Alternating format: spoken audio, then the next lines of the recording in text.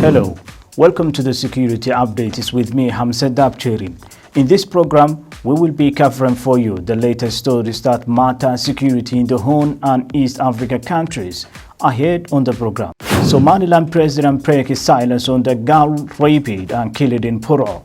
Suspects arrested in Ethiopia's airport with cocaine. Burundi and Rwanda move closer to normalizing relations. Immigration chief escapes from explosive attack in Mogadishu. Puntland seized Yemeni ports carrying illegal weapons.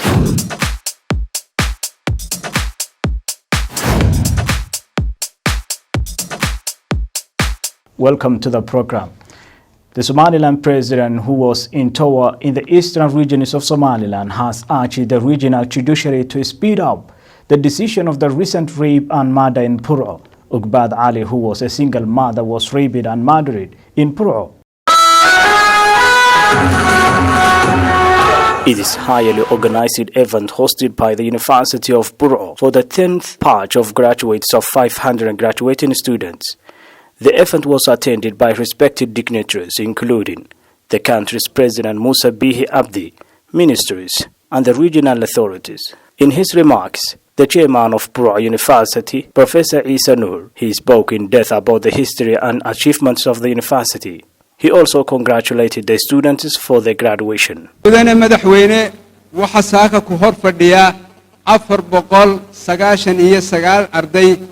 Your Excellency, you have in the venue with 500 students from different faculties of the university who are graduating today.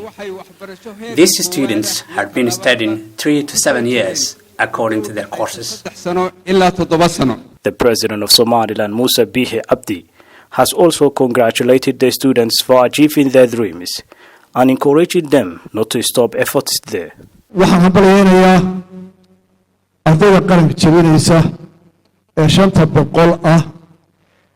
Congratulations to the graduates after spending your effort and energy to achieve this today.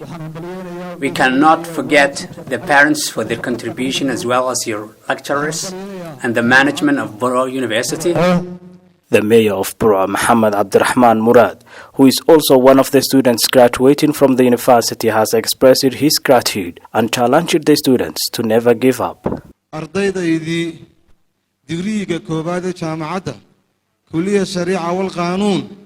It's my honor to graduate with some of my students here today. It is also my pleasure to graduate with some of my children. I am very happy about it. Thousands of students graduate from the universities each year, and this month is one of the most graduating months in the country's universities. Ethiopia's police have arrested 14 suspects for trying to smuggle cocaine through the country's main airport in the capital, Addis Ababa.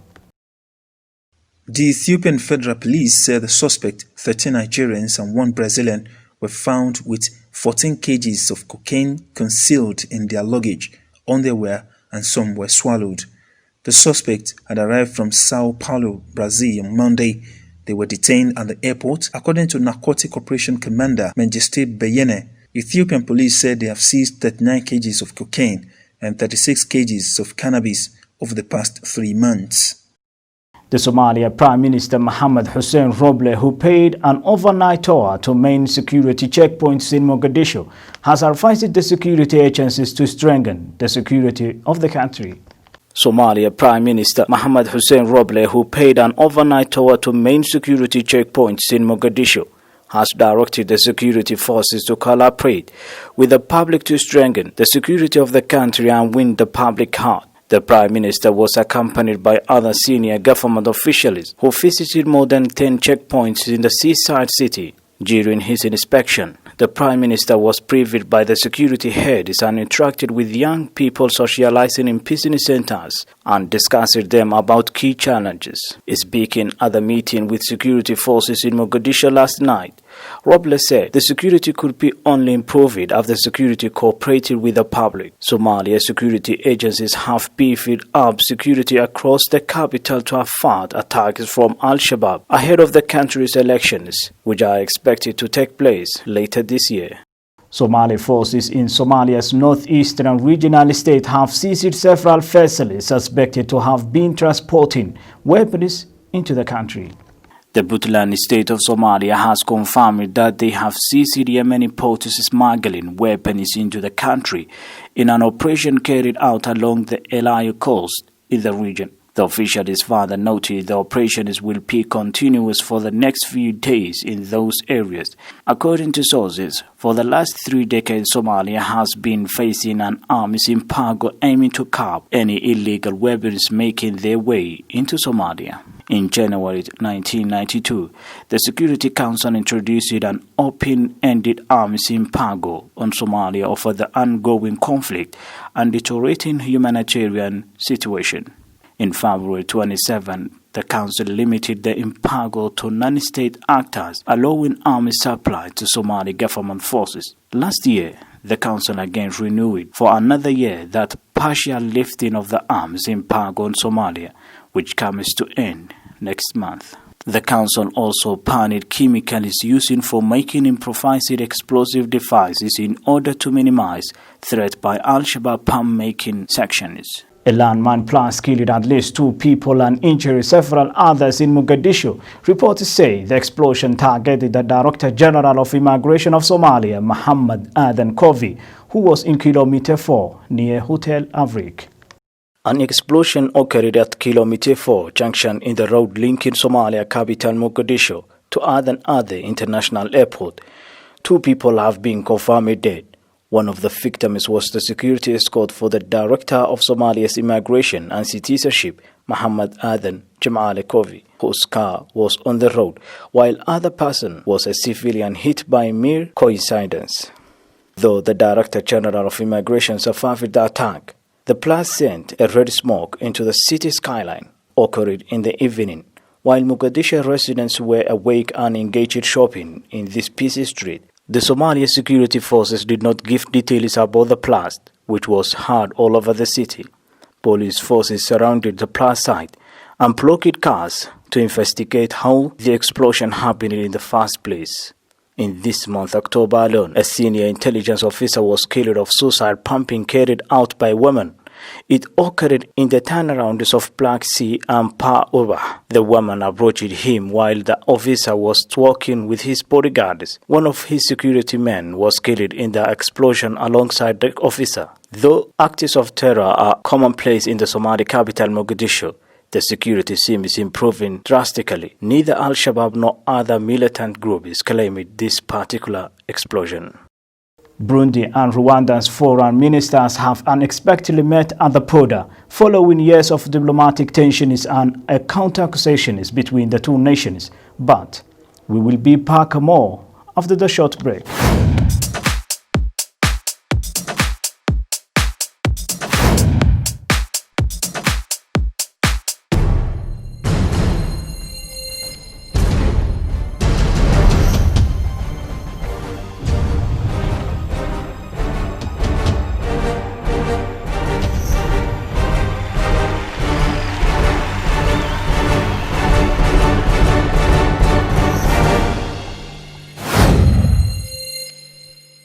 Hello out there.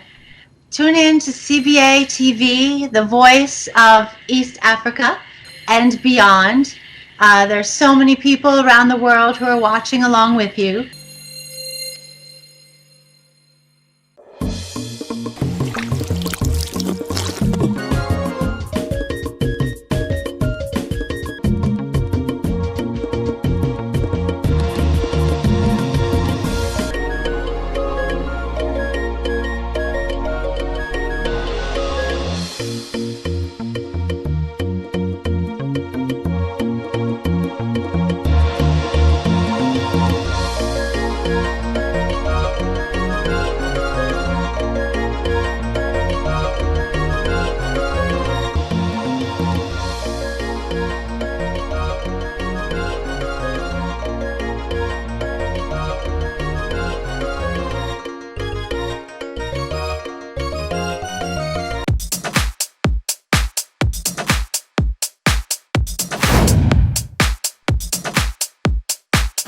Welcome back again to the program. Burundi and Rwanda's foreign ministers have unexpectedly met at the border following years of diplomatic tensions and contact sessions between the two nations.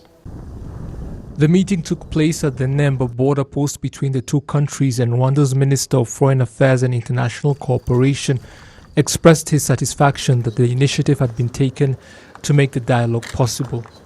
On his part, the head of the Burundian delegation emphasized that only his country and Rwanda can find a solution to the problems that have affected relations between the two sister nations.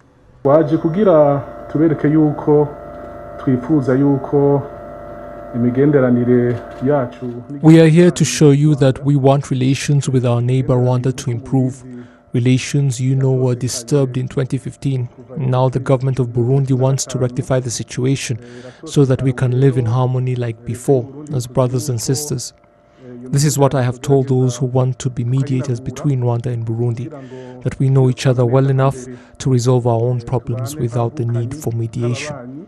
This is what we are doing now, and I want to once again thank you, and that is what I will say for now. As most of what we must discuss, we will do just us two. Nkaba rero nongeye gushima mu ncamake byinshi turaza kubivugana muri cya gikorwa cy'abantu babiri. The two ministers did hold a closed-door meeting, and afterwards letters to both governments were exchanged. Dr. Vincent Biruta later briefly spoke about that meeting. As I mentioned earlier, this meeting was about creating a framework which can allow us to deal with those specific issues, be it the one you mentioned, be it any other issue between both countries. But we didn't touch specific issues, and these meetings between ministers of foreign affairs, their role is to create that conducive environment which can allow both countries to deal with any issue existing or which can arise anytime. So we have created that framework to be able to address these specific issues, including the one you raised. But it is not the only issue which has been existing between both countries. So today was about just creating that framework so that other sectors can meet and address these specific issues related to security or to any other sector. Other meetings are to take place between the two sides, with cabinet members of different portfolios expected to meet as well. Galmudug State of Somalia confirmed the death of 4 students to an explosion of a planted landmine in Bangela village. 4 school children have been confirmed dead after the explosion of a planted landmine in Bangela village of Galmudug State of Somalia.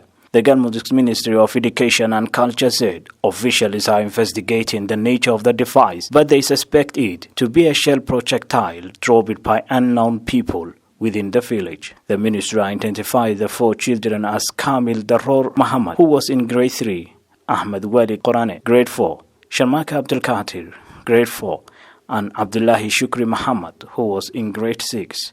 This is not the first time a Somali school children have died in a planted landmine explosion. It has happened several times before in the country, and is one of the most common problems faced by rural students.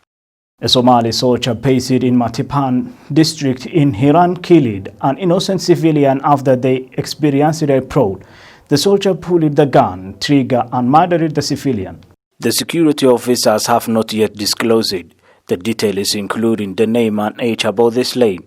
The police officers in the region has also confirmed that they had a meeting with the family of the slain and convincing them that the murder shouldn't take tribal dimension and become a feud. The Matapan District Police Chief promised that his police force is in collaboration with the military men and women will capture the perpetrator. The capture mission of the perpetrator has been launching in the region widely. Some areas in Hiran such crimes of murder happen, and it is related to clannish feud but soon turns into a major war among clans using all types of ammunition and arms that lasts for years.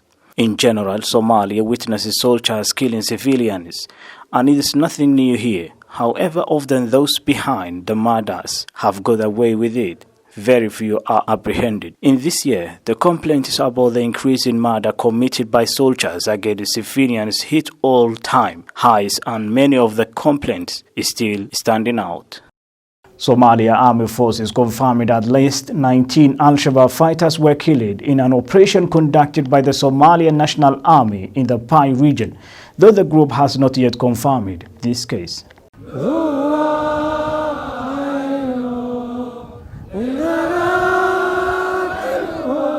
The Somalian National Army Forces have claimed that they have killed at least 19 Al-Shabaab fighters in the military operation conducted by the army forces in the Pai region, but Al-Shabaab has neither accepted the loss nor denied. The military officials elaborated that they have also captured 2 others alive in the operation, also noted that the military destroyed Al-Shabaab hideouts in the area. The regional commissioners thanked the joint forces for beefing up the peace and stability in the area.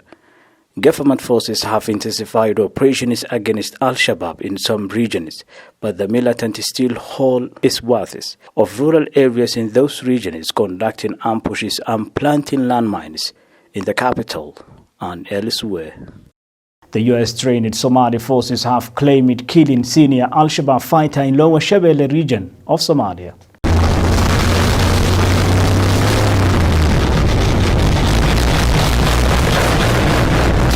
The U.S.-trained Somali Forces Unit Danab have claimed that they have killed 6 Al-Shabaab militants, including a senior official in operation conducted in Palat and Afgoye areas in Middle Shabelle and Lower Shabelle regions. The senior high-ranking official was identified as Abdurrahman Abdallah, also known as Abu Ayman, who was in charge of Al-Shabaab's finances in Shabelle regions. According to the senior military officials, the soldiers destroyed a tax collection point and removed landmines that were planted by the militants. The move comes barely a week after the Somalian National Army destroyed checkpoints manned by the Al-Shabaab to extort money from transporters and pedestrians in Lego, which is located 50 kilometers from Walawen town in Lower Shabelle region.